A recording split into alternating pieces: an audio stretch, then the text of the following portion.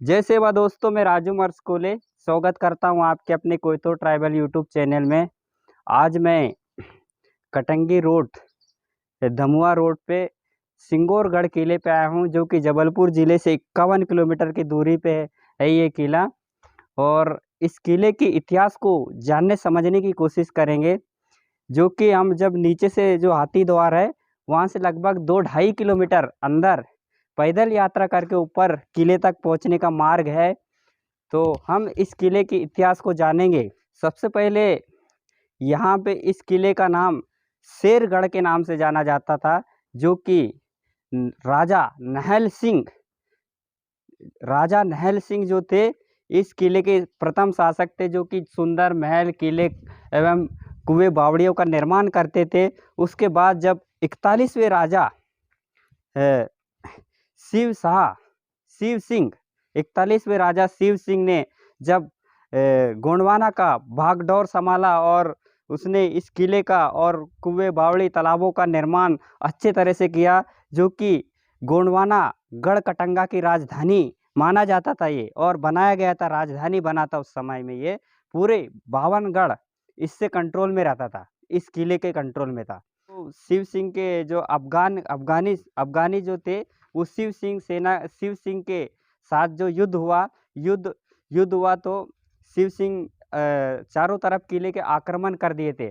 फिर उसके बाद जब हीरा हीरा कमला नाम की, जो हीरागढ़ का राजधानी की कमला रानी थी, उसने यहाँ पे शिव साहसी का सहयोग किया और सेनापति भेजा, और उसी समय जब लड़ाई हुआ, तो शिव शाह वीर गति को प्राप्त कर लिए थे। उसके बाद में जब वीर गति को प्राप्त कर दी थी, उसके बाद भी हीरा कमला ने बहुत लड़ाई लड़ी और अफ़गानों को भगाया।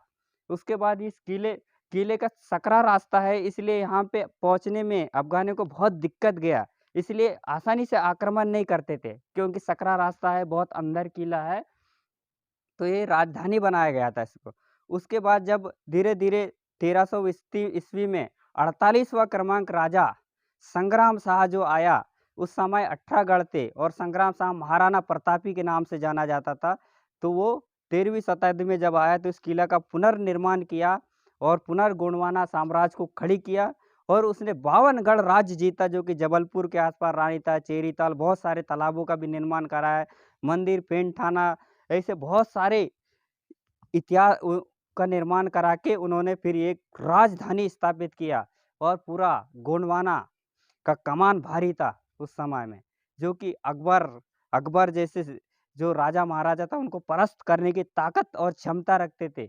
आजू-बाजू मराठा और राजपूता, ये सब कमज़ोर गढ़ के माने जाते थे। उस समय ये राजा बहुत ही पावरफुल राजा था।